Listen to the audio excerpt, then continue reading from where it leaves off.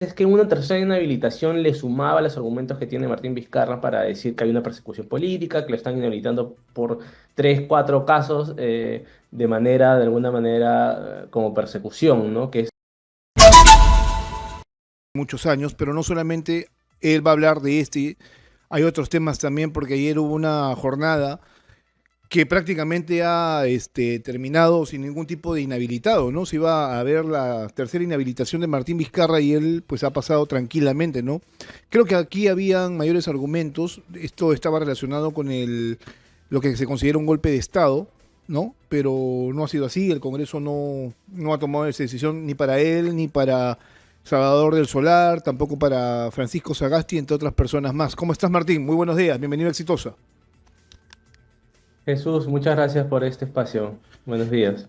Bueno, partamos por lo siguiente. ¿Qué pasó ayer en el Congreso de la República? ¿Cómo así no se llega a inhabilitar una vez más a Martín Vizcarra? Como que ya Eh, se dieron cuenta de que esto en realidad ya no tenía mayor importancia o relevancia, no lo sé. hay una suma de factores, son tres casos los que se han visto, ¿no? Martín Vizcarra, Salvador de Solar y el tema de Francisco Sagasti. El primer factor tiene que ver con que no quisieron hacer una sesión presencial, se dio la opción en la previa de que sea semipresencial porque los varios congresistas querían irse de feriado largo, dado que hoy día era feriado, querían irse a sus regiones, entonces ha habido poca asistencia. Eso ha Exitosa. sido un primer factor, por lo cual lo que ha pasado no es que se haya archivado porque han ganado los votos en contra, se ha archivado porque no se alcanzó el mínimo requerido que era 66 votos. Se alcanzaron en el caso en los tres casos 61 votos de los 66 que se necesitaban. En los dos casos, perdón, porque Ujú, el desarrollo solar es un caso distinto. ujú. Entonces no se alcanzó los votos, no es que los votos en contra hayan ganado.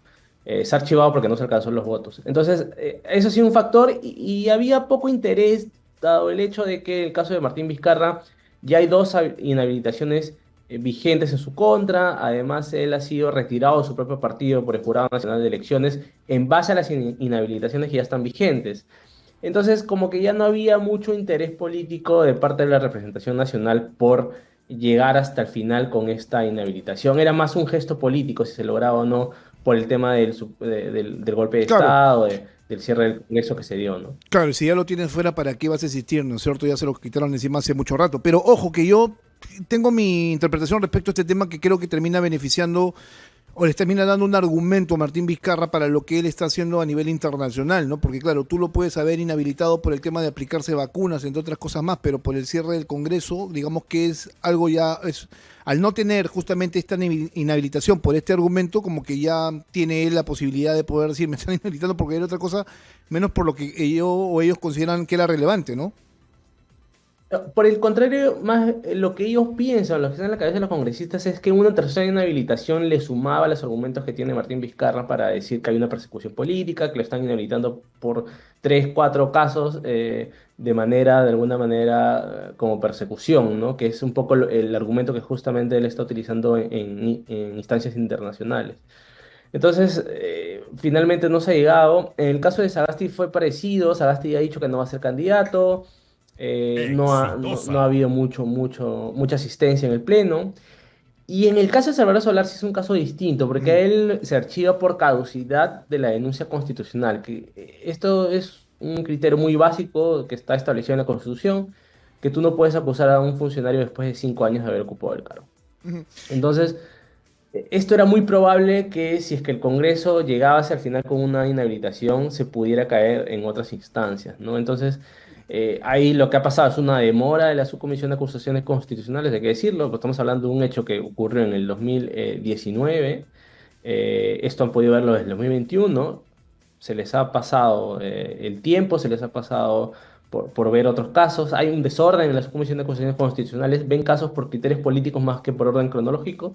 Entonces se les pasó el tiempo. En el plazo para acusar a Salvador Solar, eso lo dijimos en una columna en el Comercio, venció en octubre, en septiembre, octubre del año pasado. Entonces ya estaban fuera de tiempo y ahí no les ha quedado otra que declarar la caducidad del caso, ¿no? O sea, ni siquiera es que sea archivado porque, nuevamente, porque no es que los votos en contra hayan ganado votos a favor, es simplemente que se presentó una cuestión de orden y se dijo, oye, acá hay una causidad, vamos a ir hasta el final en un caso que probablemente después vamos a perder, y al final terminó ganando la cuestión de orden que declara la caducidad de la denuncia constitucional. Pero date cuenta todo el tiempo que han perdido Ujú. en debatir, en citar, cuando esta caducidad se debió determinar en la misma subcomisión de acusaciones constitucionales y no llegar hacia el pleno para enmendar el error, ¿no? Ujú.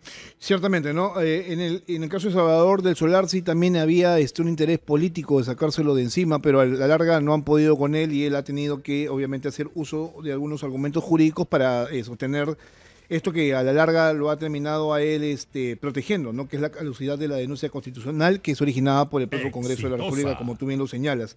En el caso de Francisco Sagasti, ya también para qué, ¿no es cierto? Francisco Sagasti, y bueno, o sea, ya tiene una edad, él lo ha dicho, estoy hablando en el sentido estricto de aquello que significa lo político, ¿no? Y las conveniencias que hay dentro del Congreso de la República, porque estas tres personas que han sido llevadas a ir al Congreso para sostener cierto nivel de inhabilitación son adversarios políticos, o sea, gente que podría tener cierto interés en participar en procesos electorales, ¿no? Vizcarra ya está, como tú bien lo has señalado, fuera, ¿no? Incluso está desafiliado. En el caso de Salvador de Solar, pudo haber sido una muy buena oportunidad, pero él no tiene ya en este momento mayor impedimento. Si mañana quisiera participar en un proceso electoral, lo puede hacer porque no está inhabilitado de ninguna manera. Ya su caso está cerrado en ese, y zanjado también, ¿no? Y en el caso de el señor Francisco Sagasti, obviamente, pues, como que lo han dejado pasar también, ¿no? Los tres casos también se coincide esta situación de que no pueden postular a la presidencia, ¿no? En el caso de Vizcarra, porque ya ha sido retirado de su partido producto de la inhabilitación vigente, dos inhabilitaciones vigentes que ya tiene. En el caso de Salvador Solar, porque no se inscribió hasta el 23 de diciembre en ningún partido como para postular a la presidencia. Podría postular al Congreso tranquilamente, pero él ha dicho que no tiene Mm, intenciones. Y en caso de Sagasti lo mismo, ¿no? ahora, ¿no? Él cuando fue al Congreso, él mismo en el Congreso dijo que él no tenía intención ya de postular a la presidencia de la República. No, y la edad tampoco es que le da mucho, ¿no? O sea, ya tiene 83 años, si no me equivoco, entonces ya era prácticamente incoherente, ¿no? Francisco Sagasti en ese sentido, ¿no? O sea, postular a un cargo de Pero tenemos elección tan candidatos con más importante. de 80 años, ¿ah? Como Hernando de Soto, Sí, pero Hernando de Soto ya que está, anunció su candidatura. no lo quiero ofender, pero ya está bastante incoherente, por así decirlo, ¿no? O sea, digámoslo de esa manera. Pero bueno, entonces ya se zanjó este tema ayer en el Congreso de la República, ya tenemos unas definiciones en ese sentido. Ojo que Salvador de Solar tiene posibilidades, ¿ah? O sea, no está tan alejado justamente del entorno político, no ahora, pero podría ser en el futuro, si es que así lo decide.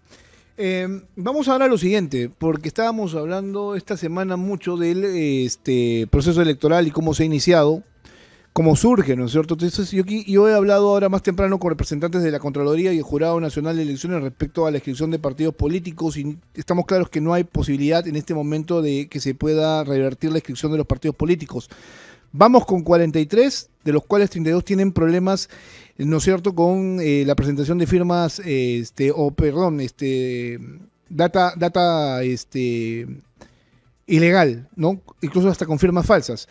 El asunto aquí, y creo yo que sí, y conociendo tu trayectoria dentro del Congreso de la República, habría que recordarle al público de que esto nace desde el propio Congreso de la República, ¿no es cierto? Sí, bueno, el Congreso recién acaba de aprobar una ley que permite verificar las firmas a la RENIEC de manera más incisiva, ¿no? Entonces, ahí es nuevamente un Congreso que llega tarde a la labor que debe hacer, que prefiere estar metido en aprobar leyes declarativas, leyes que los benefician a ellos mismos, a sus propios partidos, en lugar de mirar hacia los reales problemas que hay en los diferentes sectores, y en este caso el electoral, ¿no?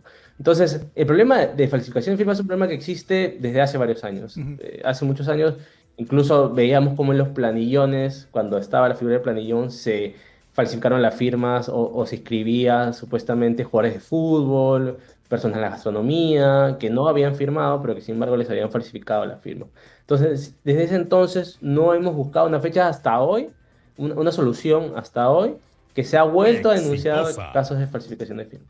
Y yo creo que nuevamente estamos debatiendo sobre un sistema ya arcaico en el cual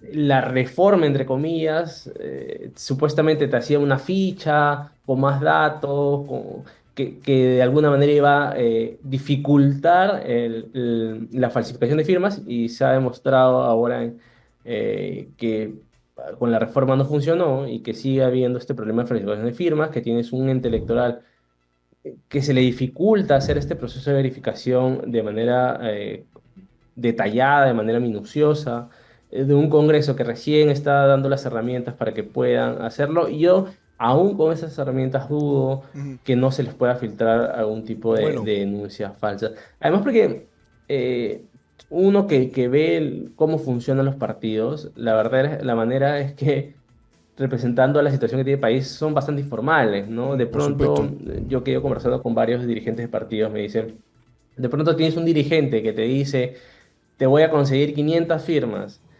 eh, y de pronto, para hacerlo más fácil el proceso, le dice a los 500, pásame tu DNI, yo te lleno los datos, yo te firmo y yo te pongo una huella.